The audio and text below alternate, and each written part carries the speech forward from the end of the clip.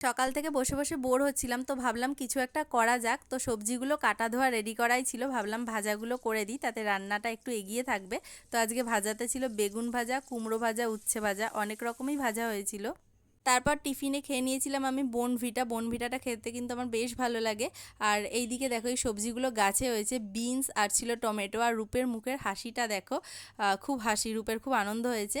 আর রাতেবেলা গেছিলাম রাজকেবিনে, বৌদি আর দাদাভাইয়ের বিবাহবার্ষিক উপলক্ষে খাওয়া দাওয়া ছিল। আর নীলের সাথে সম্ভবত আমার একটা কিছু হয়েছিল, তো দেখো তাই ভিডিওর দিকে তাকাচ্ছে না, রাগ করে বসে আছে। তো স্টার্টারে নেওয়া হয়েছিল প্যান ফ্রাইড মোমো, মোমোটা কিন্তু খেতে খুব সুন্দর ছিল। আর মেন কোর্সে নিয়েছিলাম বিরিয়ানি, চিকেন বিরিয়ানি ছিল। আর এছাড়াও চিকেনের একটা আইটেম নেওয়া হয়েছিল। আর ভিডিওটা করার সময় আমি খেয়ালই করিনি, দেখো গাছের পাতায় পুরো আড়াল পড়ে গেছে। তো আমি যেখানেই যাই সেখানেই কিন্তু হাত দিয়ে খাই, ওই সব চামচ দিয়ে খেয়ে আমার পোষায় না।